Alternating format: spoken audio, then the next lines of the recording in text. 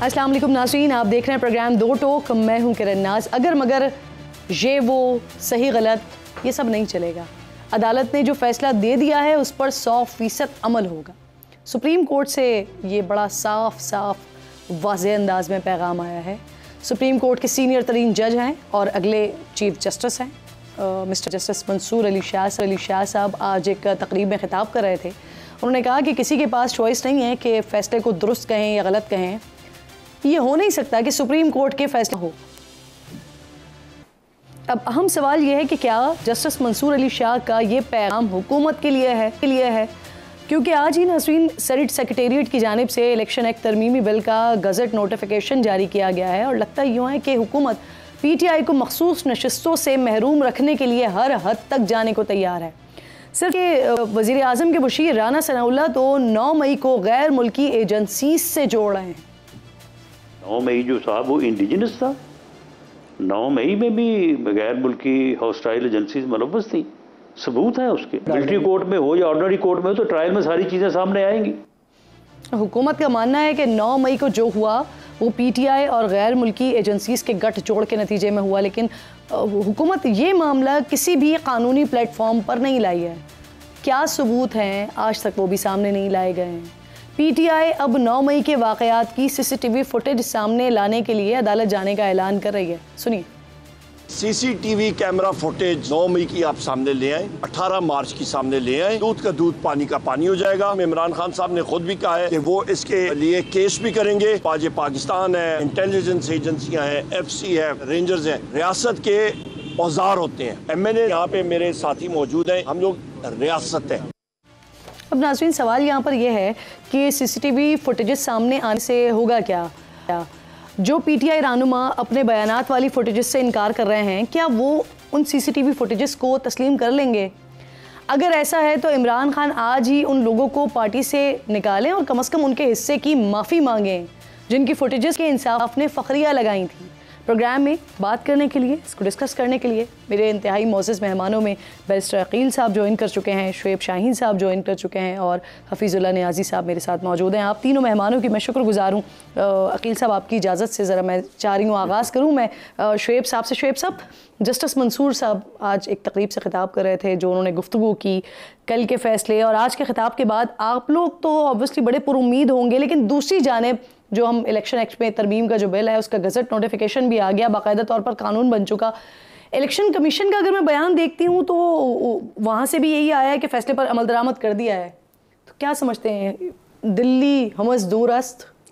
नहीं, ये बताएं कि इलेक्शन कमीशन ने हमें नशिस्तें दे दी हैं, कैसे अमल दरामद कर दिया है? इलेक्शन कमीशन तो जराइम की आमाजगाह बना हुआ है पहले दिन से। के हिसाब से पहले दिन से जराइम की आमाजगाह बना हुआ है। सुप्रीम कोर्ट ने क्या कहा है उनको?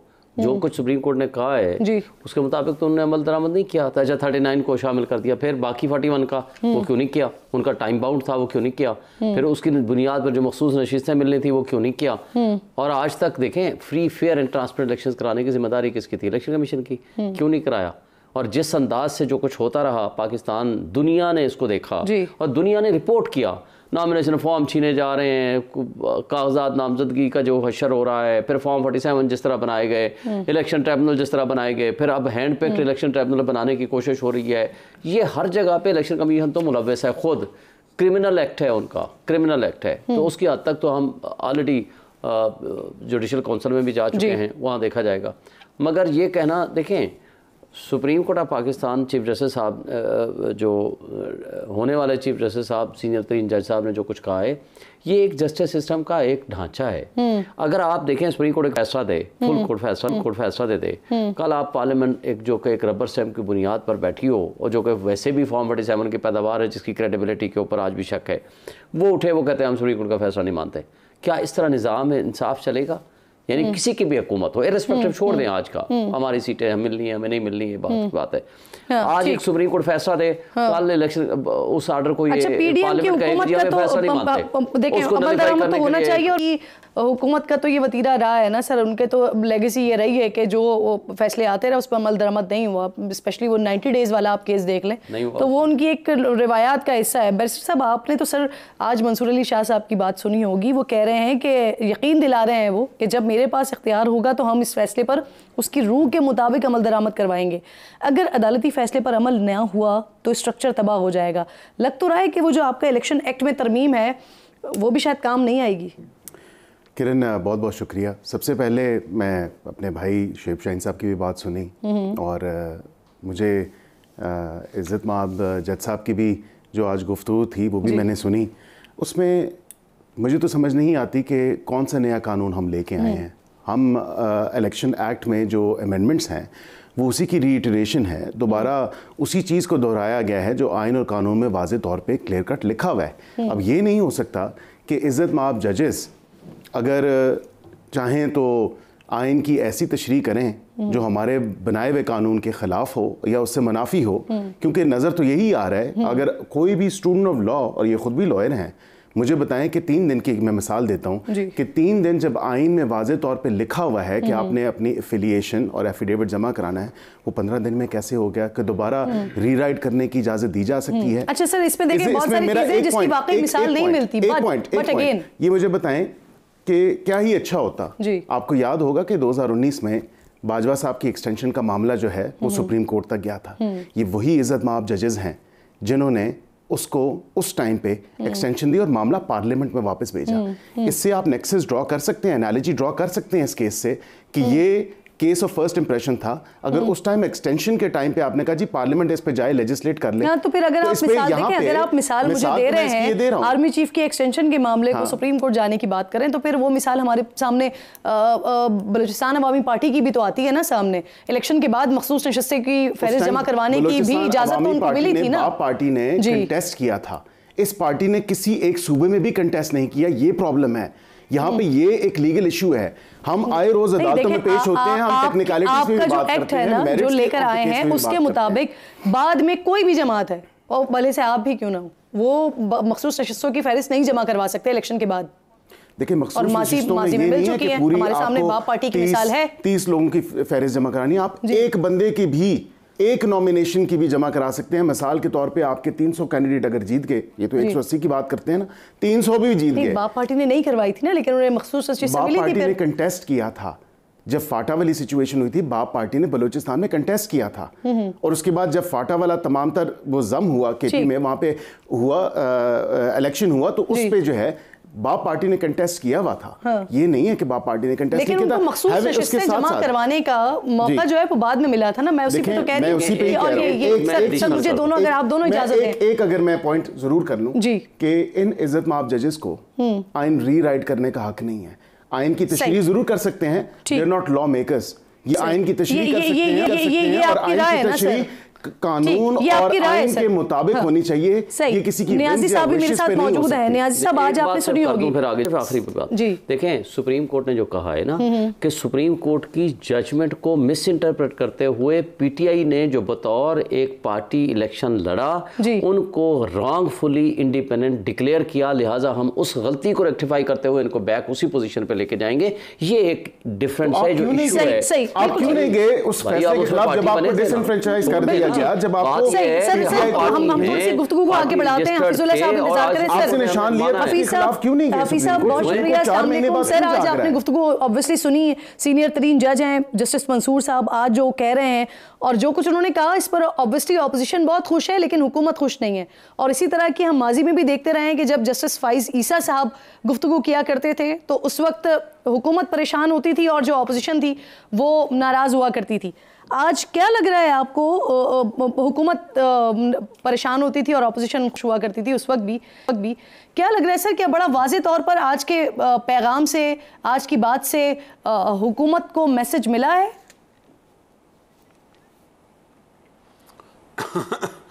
मेरा नहीं ख्याल कि हुकूमत को मैसेज मिला है या हुकूमत के लिए मैसेज था या नहीं था। मैसेज वो ज़्यादा यही होगा कि एस्टैब्लिशमेंट के लिए होगा, क्योंकि हुकूमत जो है वो इस तरह का उसके पास ना तो इख्तियार है कि वो सुप्रीम कोर्ट के आगे इस हिम्मत से जुर्रत से खड़ी हो और या कोई ऐसा काम करे जो कोर्ट से मैयर हो और सुप्रीम कोर्ट के जो अहकामात हैं उससे पहलू तय करें। लेकिन जो लोग पहलू तय करते हैं वो मौजूद हैं और वो आज भी एरिना में मौजूद है। मेरा नहीं ख्याल कि वो लोग कोई कमज़ोर हुए हैं। फिर मुझे बीबी ये मेरे जो मसूल शाह साहब हैं मेरा ख्याल है कि अगर आप मुझे कहें कि पाकिस्तान की तारीख़ में अगर 10 बेहतरीन जजेस चुने तो मैं 2 जजेस तो इन्हीं में से चुनूँगा। एक का नाम है चीफ जस्टिस काजी फायज़ ईसा और दूसरे का नाम है जस्टिस मंसूर अली शाह। अब कई चीज़ें हैं, मुझे फ़र्ज़ के मेरा कोई ख़ास सियासी एक नुक्ता नज़र है, नैरेटिव है और मैं चीफ जस्टिस काजी फायज़ ईसा उसके ख़िलाफ़ जा रहे हैं, तो ये मेरी मजबूरी है कि मैं उनके धज्जी उड़ाऊँ। मतलब इमरान खान साहब का जो ये अल्लाह ताला ने उनको जो ये उनसे काम करवाया है, काजी फायज़ ईसा साहब 7-8 साल 6 साल उस बेचारे की जो करेक्टर असैसिनेशन की, जो किरदार कुशी की, उसकी बीवी के साथ जो कुछ होता रहा, वो इमरान खान साहब के हलकों में उसमें कुछ ज़्यादा चंबे की बात नहीं होगी, लेकिन जो इमरान खान साहब के सामने खड़े थे उनके दिल दहल गए थे ये सारे वाक़यात को देखते हुए कि एक बंदा जो है ना वो सुप्रीम कोर्ट के अंदर उसका वो बेंच में बैठता है, न सुप्रीम कोर्ट का अपना फैसला काजी फैज से नहीं बैठेंगे, तो ये एक बहस हो गई। अब मंसूर अली शाह साहब जो हैं वो अगर इस तरह के फैसले देंगे तो जो नवाज शरीफ साहब के चाहने वाले हैं उनको ये लगेगा कि उनका फैसला जो है वो उसको आड़े हाथ में लेंगे, बल्कि कई ऐसे लोग हैं जो न्यूट्रल हैं उनकी दूसरी तरफ भी राय होगी, लेकिन बहुत सारी कसीर तादाद में साबिक जजेस की राय में सुप्रीम कोर्ट ने ये फैसला जो है बुनियादी तौर पर आइन से तजावज़ करके किया। मेरा इसमें बहस ये नहीं है। मैं आपको 3-4 मिसालें देता हूँ। मिसालें तो मेरे पास यकीन आप कर रहे थे ना, तो मैं थोड़ा लिख रहा था यादाश्त को ताज़ा करने के लिए, तो आप कान में आवाज़ है कि ऊपर देखें, मैंने कहा ऊपर देखूंगा तो फिर प्रोग्राम में क्या बोलूँगा, तो मैं आपको क्या क्या बताऊँ। ये 2015 था 8 जो है पता सितंबर में 2015 में जवाज ख्वाजा साहब 4 महीने चीफ जस्टिस, एक सो मोटो लिया सिर्फ एक। आर्टिकल 251 है, जब काइन नाफिज हुआ अप्रैल 1973 में, वो कहते हैं कि 10 साल के अंदर उर्दू लैंग्वेज को लेटर एंड स्पिरिट में ये जिन्होंने आइन बनाया था उसको नाफिज किया जाएगा। किसी परवाह नहीं की। 1988 में जब 15 साल इन्होंने भुट्टो साहब ने 15 साल का उसके अंदर ये डाल दिया कि जी 15 साल के अंदर इसको इम्प्लीमेंट करेंगे ताकि हमारा मामला जैसे चल रहा है। To cut the story short, martial law का टाइम था, ज़ियाउल हक ने एक ऑर्डिनेंस किया, उसको 10 साल और एक्सटेंड कर दिया। 1998 के बाद किसी को ये तसल्ली नहीं हुई कि आइन क्या कहता है, उसकी क्या हुर्मत है या क्या नहीं है उसकी बातों की। सारों ने कहा कि बिल्कुल जो जिसको कहना चाहिए कि रावी जो है चैन लिख रहा था कि जवाद ख्वाजा जब 4 महीने के लिए चीफ जस्टिस बने तो उन्होंने लिया और ठोक के फैसला दिया कि ये अगर इम्प्लीमेंट ना किया तो फिर बाप जो है ये आपके लिए उन्हें कॉन्टेम्प्ट लगा दी, पूरी गवर्नमेंट पे कॉन्टेम्प्ट लगती थी। पता ही उसके ऊपर उन्होंने उसको उस वक्त होता था ये जो क्या होते हैं जो आज का रिव्यू पिटीशन है सोमोटे पे उसमें था पति शुएब साहब मेरी रहनुमाई करेंगे, उसको कुछ कहते थे जो आप उसी बेंच को दोबारा जाता था वो भी नहीं पेश किया, तो क्या वो सुप्रीम कोर्ट का ऑर्डर लग गया। चलो मैं जब मुझे पता होगा टाइम का कंस्ट्रेंट है। ये जो जस्टिस उमर अता बंदयाल साहब ने पंजाब और केपी में इलेक्शन करने का कहा, तो मंसूर अली शाह साहब के सामने था कि चॉइस तो नहीं थी, लेकिन अगलों ने इस्तेमाल की सुप्रीम कोर्ट के फैसले को। उन्होंने मैं ये तो नहीं कहता दी को टोकरी में फेंका, उन्होंने किसी खाते में नहीं लाए। और उसके बाद फिर सुप्रीम कोर्ट के जजेस से भी शिकायत है। बिल्कुल सर, अभी हमने इस पर बात की। हाफिज साहब मुझे बताइए, अगर आइन को रीराइट करना, अगर चौधरी परवेज को नहीं बनाना। जी सर, मुझे ये बताइए कि इमरान खान कह रहे हैं कि उनके पास तो बहुत वक्त है लेकिन हुकूमत के पास 2 महीने से ज़्यादा का वक्त नहीं है, और इसी तरह की बात ख्वाजा आसिफ साहब भी कह चुके हैं। वो कह रहे हैं कि उनको ऐसा महसूस होता है या सरगोशियाँ हो रही हैं कि शायद इलेक्शन मनसूख हो जाएंगे 2 महीने के बाद। तो क्या सर वाकई चीफ जस्टिस के तब्दील होने से ये मुमकिनात हैं, नज़र आती हैं आपको? मैं किरण नाज से बात कर रहा हूँ। जी बिल्कुल। अच्छा देखें जी, बात यह है कि इमरान खान साहब जो है मेरे नज़दीक उनकी जो मॉरल हैसियत है, आपने बंदे जिनको बिठाया ये इनको मेरा बड़ा रिस्पेक्ट है। मंसूर अली शाह साहब का जितना रिस्पेक्ट है उसी तरह शुएब शाहीन साहब का भी है। ये वो लोग हैं कि जो आइडियलिज्म के साथ बड़े हुए हैं, और मैं हकीकत है कि कोई आइडियलिज्म, मैं इस्लामिस्ट होता था और जो कम्युनिस्ट होते थे मैं उनसे इन लव रहता था, मुझे इश्क होता था। ये मामूली बात है कि आप एक कोई नज़रिया अपनाए उसके अंदर आइडियलिज्म हो और उसके ऊपर कार बांध रहे। शुएब शाहीन साहब उन लोगों में से एक है। लेकिन मुझे बताएं कि शाहीन से शेख शाहीन साहब जो ये डंडी मार जाते हैं कि जब इमरान खान साहब का मामला आता है तो उसके ऊपर वो अपनी ऑनेस्ट ओपिनियन नहीं देते। ये नहीं कि है डेफिनेटली यही ओपिनियन होगी। मैं कैसे मान लूँ कि जब कासिम सूरी जो है आइन और कानून की धज्जी उड़ा रहे थे तो शेख शाहीन पे गिरा नहीं गुजरा होगा। लेकिन हमारी बदकिस्मती है कि चाहे मुस्लिम लीग नून के बंदे हो, तहरीक इंसाफ के बंदे हो, अगर लीडर ने फैसला कर दिया तो शाहजा गुलजार फरमा रही थी चंद हफ्ते पहले कि इमरान खान सही बात करेगा या गलत करेगा मानेंगे, यानी कि आइन और कानून का कहीं जिक्र नहीं आता। तो जब ये सारे बातें जब सियासतदान ये बात करते हैं तो उनको जिक्र होना चाहिए कि आइन और कानून को जो वायलेट करने का जिनके पास महारत है, जिनके पास 75 साल का तजर्बा है, फिर उनसे डरो। और अगर कोई तजावुज करेगा और पार्टी के लोगों को मुश्किल में डाल करेगा तो फिर उन लोगों से डरो कि जो अदालतों को खातिर में लाते हैं और आइन और कानून को खातिर में लाते हैं। ठीक, सही, बिल्कुल ठीक, बिल्कुल ठीक। शुएब साहब, ऐसा पहली बार नहीं हुआ सर कि पीटीआई की जो उम्मीदें हैं वो सुप्रीम कोर्ट के आने वाले चीफ जस्टिस से लगी हुई हैं ना, जिस तरह से आप लोग बात करें। अब 2 महीने का तो बाकायदा तौर पर बानी ने भी कह दिया। जावेद हाशमी साहब का ऑन रिकॉर्ड ये बयान मौजूद है, बानी पीटीआई ने उनसे कहा था कि तसद्दुक जिलानी के बाद हमारा चीफ जस्टिस आएगा, और फिर उसके बाद जो कुछ हुआ वो फिर हमने देखा भी। नवाज शरीफ साहब नाअहल हुए, पार्लियामेंट तहलील हुई, ये सारी बातें हुई भी। फ़र्क सिर्फ इतना है, पार्लियामेंट तहलील नहीं हुई थी, इस वक्त नवाज शरीफ साहब बहरहाल नाअहल हुए थे। तो सर इस वक्त फ़र्क सिर्फ इतना है कि उस वक्त जो है ना वो इस्टेब्लिशमेंट जो है वो पीटीआई के साथ थी। आज आप लोग चाह रहे हैं कि वो आपके साथ हो, आपकी बात सुने, आपके साथ नहीं है। देखिए, हफीजुल्लाह नियाज़ी साहब के साथ मेरा बड़ा एहतराम का रिश्ता है, लेकिन एक बात मैं उनकी वजाहत के लिए पेश कर दूँ। मैं उस वक्त हाई कोर्ट बार का सदर था और वो ऑन रिकॉर्ड है, आज भी मेरी वीडियोस मौजूद हैं।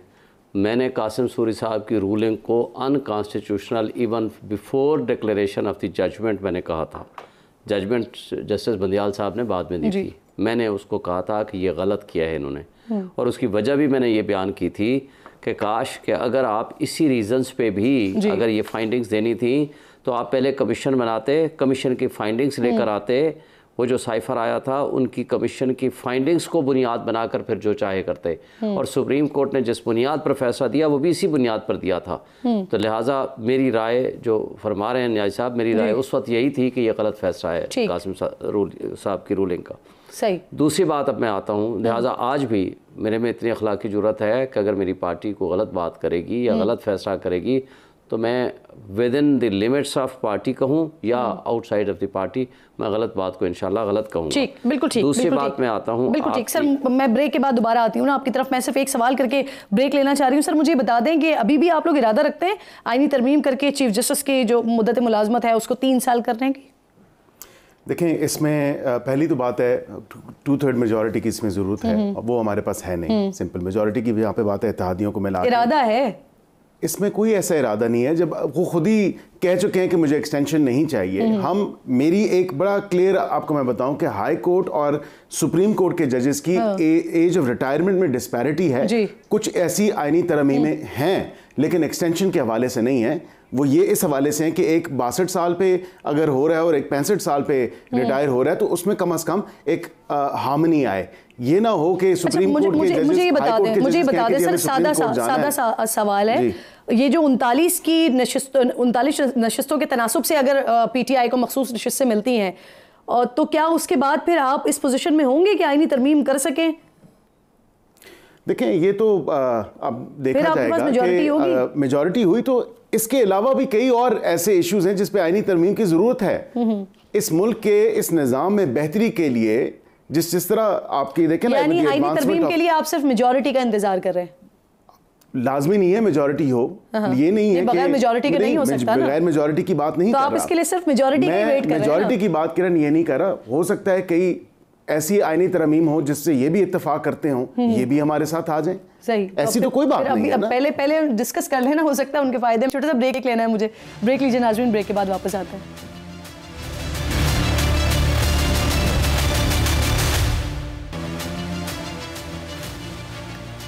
प्रोग्राम में एक बार फिर आपको खुशामदीद कहूँगी। मेरे इंतहाई मोअज़्ज़ज़ मेहमान स्टूडियो में मेरे साथ मौजूद हैं, वीडियो लिंक पर हफीज़ुल्लाह नियाज़ी साहब साथ मौजूद हैं। शुएब साहब, उमर अयूब साहब के मुताबिक जो बानी पीटीआई हैं वो 9 मई की सीसीटीवी फुटेजेस के लिए केस करने जा रहे हैं। तो ये केस कहाँ होगा, फ़रीक किसको बनाया जाएगा, वीडियोज़ किससे मांगी जा रही हैं, क्या हो रहा है ये? देखिए किसी को भी जो वीडियोस जिनके पास होंगी उन्हीं से मांगी जाएगी, नज़ारे थ्रू मिनिस्ट्री ऑफ डिफेंस होगी। और आपको याद है, और ये जो 9 मई के हवाले से जो खान साहब ने भी जो बात की थी ना, देखें उसके उन्होंने कहा था 9 मई के 2 सेगमेंट हैं। पहले सेगमेंट में मिनिस्ट्री ऑफ डिफेंस होगा केस में फरीक, मिनिस्ट्री ऑफ डिफेंस एक फरीक बनता है ना, क्योंकि उसी के नीचे सारे इदारे हैं या एजेंसीज़ हैं और उन्हीं के ज़ेरे कंट्रोल सारी चीज़ें आती हैं। अब हम यहाँ आम तौर पर इस्लामाबाद हाई कोर्ट में भी जो पिटीशन और कहाँ दायर करेंगे ये मुकदमा? ये अभी तक हमारी लीगल कमेटी की मीटिंग नहीं हुई, तो प्रेफरेबली इस्लामाबाद हाई कोर्ट भी हो सकती है और लाहौर हाई कोर्ट भी हो सकती है, सुप्रीम कोर्ट में डायरेक्ट भी जा सकते हैं आर्टिकल 184(3) में, चूँकि हमारा ऑलरेडी आर्टिकल 184(3) का पिटीशन सुप्रीम कोर्ट में पेंडिंग है जुडिशल कमीशन के लिए। आज से 15 महीने पिटीशन फाइल की थी, आज तक एक पेशी भी नहीं लगी। आपको याद होगा कि जब नैब का केस अपील चल रही थी तो इमरान खान साहब ने चीफ जस्टिस साहब के सरबराही में जो 5 रुकनी बेंच था उससे रिक्वेस्ट की थी कि मेरे 2 केसेस की जल्दी फिक्सेशन कर दी जाए, एक 9 मई के हवाले से जो जुडिशल कमीशन का मामला है और उसी के साथ ही ह्यूमन राइट्स वायलेशंस का मैटर है, दूसरा 8 फरवरी के ऊपर जो ये फ्रॉड हुआ है और रिगिंग हुई है और जो मैनिपुलेशन हुई है उसकी जो हमारी पिटीशन पेंडिंग है उसके आज तक एक तारीख नहीं लगी, उसके भी 6 महीने हो गए। आप बता रहे हैं कि तो लाहौर हाई कोर्ट जा सकते हैं या इस्लामाबाद हाई कोर्ट जा सकते हैं, 9 मई का मामला और साथ हम उसमें सुप्रीम कोर्ट में भी जा सकते हैं, बट हमारी लीगल कमेटी की मीटिंग होगी, हम उसमें करेंगे। एक बात उन्होंने कही थी, देखें उन्होंने कहा जी 2 बातें हैं, एक ये है कि एक पहले सेगमेंट में मुझे किडनैप किया गया थ्रू रेंजर्स और उसके बाद जिसको सुप्रीम कोर्ट में, और वो भी थंब इम्प्रेशन के प्रोसेस में से, और आज तक ये तारीख नहीं है पाकिस्तान की कि कोई बंदा जो बेल के लिए अप्लाई कर चुका हो, अदालत में सरेंडर कर चुका हो, थंब इम्प्रेशन के प्रोसेस में हो, उनको वकीलों को तशद्दुद का निशाना बनाया जाए, इमरान खान को तशद्दुद का निशाना बनाया गया और अमले को तशद्दुद का निशाना बनाया गया, उनको अगवा करके ले गए। लिहाजा उन्होंने कहा जिसको सुप्रीम कोर्ट ने गैर आइनी और गैर कानूनी डिक्लेयर किया है तो ये एक प्रूव्ड फैक्ट है, उस प्रूव्ड फैक्ट के ऊपर माफ़ी मांगी जाए। दूसरा है CCTV फुटेजेस किसने चुराई हैं, और आज तक हाई कोर्ट की डायरेक्शन के बावजूद high court Islamabad high court वाली जो CCTV फुटेज थी आज तक पेश नहीं की गई। लिहाजा वो बहुत सारी फुटेजेस जो मौजूद है उस पर भी तो आप लोगों की तरफ से बड़ा वाज़ेह तौर पर आ नहीं रहा है कि 9 मई के हवाले से बात करके खत्म करो। देखें उन्होंने कहा जी CCTV फुटेजेस और जुडिशल कमीशन वो इसलिए जरूरी है कि देखें एहतजाज करना तो किसी भी जगह पे करे कोई जुर्म नहीं है। अब किसने आग लगाई, किसने घिलाओ जुराव किया और उसको वो बेस्ट एविडेंस कौन सी होगी, वो CCTV फुटेज होगी। वो जब जिसने चुराई हुई है इसका मतलब है दाल में कुछ काला है और वो क्यों चुराई हुई है। सही और आखिरी बात सर आपका पॉइंट आ गया, आप जानते हैं वक्त की थोड़ी सी किल्लत है सर। ये साबिक वज़ीर दाखिला वो कह रहे हैं कि भाई 9 मई में जो है वो गैर मुल्की एजेंसीज भी इन्वॉल्व हैं। कौन सी एजेंसीज इन्वॉल्व हैं इस सारे मामले में? सिर्फ एक बात कर लूँ, इस्लामाबाद लाहौर हाई कोर्ट ने लास्ट आज से 1 हफ्ता पहले सारे एविडेंसेस मांगे, जो कुछ आपके पास वीडियो ऑडियो किसी भी शेप में मौजूद है उन्होंने कहा जी हमारे पास कुछ नहीं है, और वो ऑर्डर अगर आप पढ़ लें तो आपको उसका सारा कट्टा चटा खुल जाएगा। बिल्कुल ठीक सर। इसमें देखें किसी एक मुल्क को या किसी एक हॉस्टाइल एजेंसी को टारगेट करना या किसी एक इंटेलिजेंस एजेंसी का नाम लेना मैं समझता हूँ बड़ी सेंसिटिव है। मुशीर वजीर आजम एक बात कह रहे हैं और जो मुल्क में तबाही मचाए, जो फौज पे हमला करवाए, उसका नाम तो क्या चौक चौराहों पर लिखवा दें सर? बिल्कुल, लेकिन ये बात यह है कि इसको एक देखे ना, मुल्क की साख को भी आपने देखना है, मुल्क की सालमियत को भी देखना है, मुल्क के जो बाहमी ताल्लुकात हैं दीगर मुल्कों के साथ उसको भी देखना है। ये बताएं ना कि इतनी बड़े पैमाने पे एक मुनज़्ज़म कैंपेन के तरीके से उससे दुश्मन मुल्क जो है 9 मई का जो ये सब कुछ करवाए मेरे मुल्क में, उसके लिए क्या ताल्लुकात को देखना तो सर? दुश्मन में और माजत के साथ इनको शायद ये बात अच्छी भी ना लगे, दुश्मन में और इसमें इस जमात में क्या फ़र्क, जिसने 9 मई का वाक़या सानिया कर दिया। दुश्मन एक ही है जिसने ये तमाम तर 9 मई भारत से हुआ। नहीं, भारत से इन्वॉल्वमेंट, मैं किसी मुल्क का नाम अफगानिस्तान से इन्वॉल्वमेंट है, उनको छोड़ा भी तो गया था। TTP का आपको याद होगा, तो वहां से इन्वॉल्वमेंट लोगों को किस तरह छोड़ा गया, उनको रीइंटीग्रेट करने की पॉलिसी के नाम पे उनको जेलों से बाहर निकाल के छोड़ा गया, और जिस तरह इस मुल्क के साथ अफगानिस्तान की एजेंसीज मुलव्विस थी। मैं देखें आपको ये सेंसिटिव इंफॉर्मेशन है, मैं जिम्मेदार शख्स हूं और मैं बिल्कुल किसी एक मुल्क को पिन पॉइंट करके नहीं कहूंगा, लेकिन एजेंसीज जो बाहर की हॉस्टाइल एजेंसीज हैं वो इस जमात की सपोर्ट। सर ये गवर्नर सिंध के हवाले से तब्दीली करने जा रहे हैं आप लोग, क्या वो बशीर मेमन साहब के नाम पर इत्तेफाक हो गया है, पीपल्स पार्टी को मना लिया, क्या हो रहा है? नहीं, अभी अंडर कंसिडरेशन है, मामला चल रहे हैं, क्योंकि इसमें देखिए 2-3 फैक्टर्स हैं। एक तो पीपल्स पार्टी है, फिर हमारी इत्तेहादी जो दूसरी जमात है MQM है, तो इन दोनों को ऑन बोर्ड लेना और इनका आपस में भी आपको पता है कि इनका आपस में भी थोड़ा खींचातानी चलती रहती है, तमाम तर मामला चलते हैं, तो अंडर डिस्कशन है और जल्द ही उस पर इंशाल्लाह हो जाएगा। बिल्कुल ठीक है। हफीज साहब, बानी PTI कुछ रोज़ पहले तक अपना मवाजना जो कर रहे थे वो शेख मुजीब से कर रहे थे, लेकिन फिर पिछले कुछ रोज़ में जो कुछ बांग्लादेश में हुआ, आर्मी चीफ ने 2 रोज़ पहले अपने खिताब में कहा कि जो कहते थे कि हमने 2 कौमी नज़रिए को खलीज बंगाल में डुबो दिया है, वो आज कहाँ है? ये पैगाम जो है वो बाहर वालों के लिए था या अंदर वालों के लिए था? मेरा ख्याल है कि हमारे सिपह सलार ये लफ्ज़ मैं इसलिए इस्तेमाल कर रहा हूँ कि ताकि 50 साल को ये जो है ओवरलैप कर जाए। हमारे सिपह सलार को 54 साल इंतज़ार करना पड़ा है, ये जो परसू फिक्रा जनरल आसिम मुनीर साहब ने कहा है, और ये उसका जवाब था इंदिरा गांधी का कि जो उसे 17 या 18 दिसंबर 1971 में दिया था। जी जी। तो मेरे नज़दीक तो खैर बहुत बड़ा वाक़या। और फिर बांग्लादेश के ऊपर देखें, पहले 2-3 बातें तो ये हो जाएं। मैंने आपको बताया ना कि और शुएब साहब ने जो बात बताई है मैं उनको एंडोर्स करता हूँ कि मुझे जिसको कहना चाहिए कि शुएब साहब से जब ये बात कर रहे हो तो इनसे कई बातें मैं सीखता हूँ, और बहुत सारे इख्तलाफ होता है, लेकिन एक उनके अपने जो पैरामीटर्स है, प्रिंसिपल्स हैं, ये उनकी गुफ्तगू उसके अंदर रहती है, और उन्होंने क्लैरिफाई भी कर दिया, और रियली आई एम हैप्पी। मैं एक बात कर रहा हूँ जो शुएब साहब के शायद वक्त से पहले से है और कुछ शुएब साहब के वक्त की है। 2011 में ख़ास चुना मैंने, और 2024 भी ख़ास चुना है। ये 13 साल के अंदर इमरान खान साहब अगर आइन और कानून के साथ खड़े रहते किरण नाज साहबा, तो खुदा गवाह है कि आज हमारी ये बहस हो ही ना रही होती। मैं फिर दोहरा दूं कि 13 सालों का आइन पाकिस्तान और कानून के साथ खड़े रहते, और जो लोग उसे वायलेट कर रहे थे उनको अब बात सुनते हैं, और जो लोग उनको वायलेट कर रहे थे उनके वो गिरबान को पकड़ते और अपनी जान पे खेल जाते, बजाय इस वक्त जान पे खेलने के उस वक्त जान पे खेलते। 2014 के अंदर, 15 के अंदर, 16 के अंदर जब रियासत रही, सियासत रही, रियासत बचाओ। अब आ जाएं जी आप बांग्लादेश के ऊपर। देखें जी, क्राइसिस में ये है कि यहाँ पे लोग बड़ी सही नॉलेज के साथ बांग्लादेश को देख रहे हैं। बांग्लादेश का जी हाँ, वो फिर आपकी किसी प्रोग्राम बनाएंगे तो उसी तनाजुर में, क्योंकि मुझे पता है कि शुएब शाहीन साहब को पाकिस्तान स्टडीज़ का शौक़ है, तो जो मेरा पास वो कहते हैं ना कि चश्मदीद गवाही हैं, वो मैं उनको देता जाऊंगा, क्योंकि वैसे मेरे बहुत प्यारे छोटे भाई हैं। अब आ जाए बांग्लादेश के ऊपर। बीबी मुझे आज सजीब वाजिद, शेख हसीना वाजिद का बेटा, वो ये कहते हैं, उसकी बेशुमार बातें उसमें ऊपर 2 प्रोग्राम कर सकते हैं, कि उसके 4 दिन के अंदर बयानात के अंदर कैसे कि पहले दिन क्या बयानात थे वो भी उखड़ चुका था। उन्होंने कहा जी इस बांग्लादेश की ऐसी तैसी इन्होंने माँ की कदर नहीं की, और ये ना शुक्री कौम है, फलानी फलानी।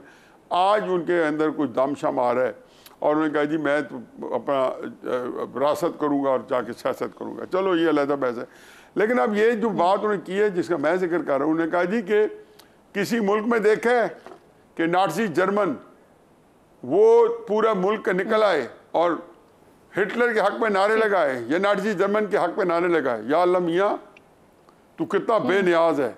यानी कि वो रेफर कर रहे हैं उनको, रज़ाकारों को, कि हम रज़ाकार हैं, रज़ाकार हैं, रज़ाकार हैं, रज़ाकार हैं। उनको क्या कह रहे हैं? Nazi German. क्यों?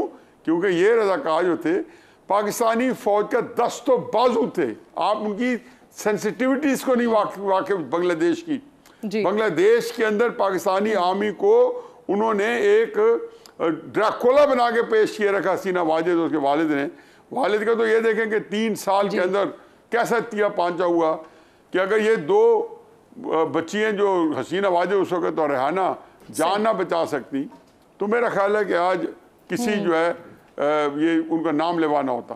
तो उसके उन्होंने खुद वो कह रहे हैं कि वो तहरीक जो है वो रज़ाकार है, बच्चे कह रहे हैं हम रज़ाकार हैं, हम रज़ाकार हैं, यानी कि हम पाकिस्तान आर्मी के जो दायां और बायां बाजू अल-शम्स और अल-बद्र है, 40 साल इस मुल्क में अल-शम्स और बदर को जो मुजाहिदीन थे जिन्होंने उस हालात में पाकिस्तानी फौज का साथ दिया, हमने उनको कितना जलील किया। खुदा गवाह है कि जमात इस्लामी के जो लोग थे, जमात इस्लामी ने नाम लेना छोड़ दिया कि उस मुल्क के अंदर कोई अक्ल के साथ बात ना होती। फांसियां दी गई। बहुत शुक्रिया बांग्लादेश के अंदर बहुत माजरत, आप बड़ी इंपॉर्टेंट बात करें क्योंकि ब्रेक लेना है। आप दोनों मेहमानों का बेहद शुक्रिया, इंपॉर्टेंट गुफ्तगू हो रही थी। एक छोटा सा ब्रेक लीजिए नाज़रीन, ब्रेक के बाद वापस आते हैं।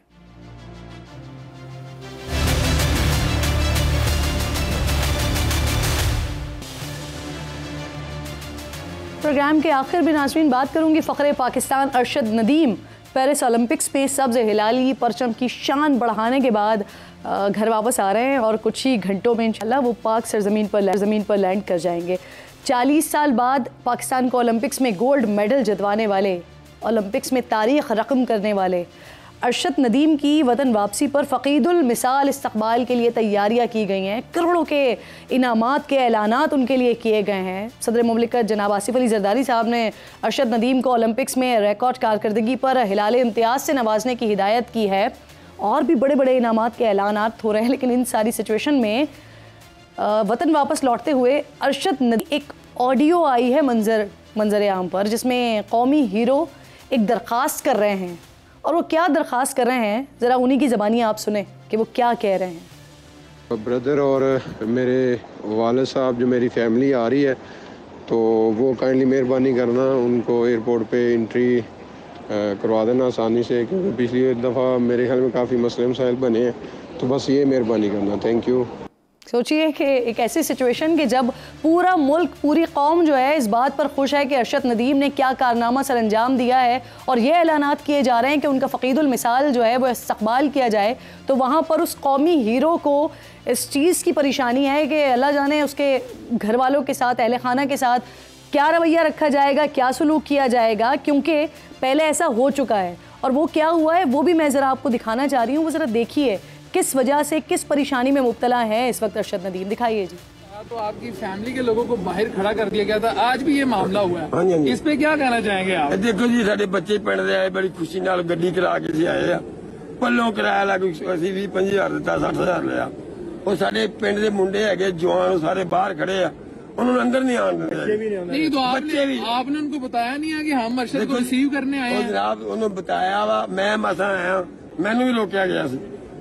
नाज़रीन, अब जो अरशद की ऑडियो मैसेज सामने आया ना, अगर ये बात कोई और कर रहा होता तो यकीनन हम कह सकते थे कि ऐसी सिचुएशन में बात को बढ़ा चढ़ाकर पेश किया जा रहा है। लेकिन एक कौमी हीरो खुद अगर ये दरख्वास्त कर रहा है, ये बता रहा है कि हमारे मुल्क में हम अपने हीरोज़ के साथ, उनके अहले खाना के साथ किस तरह का सलूक रवा रखते हैं।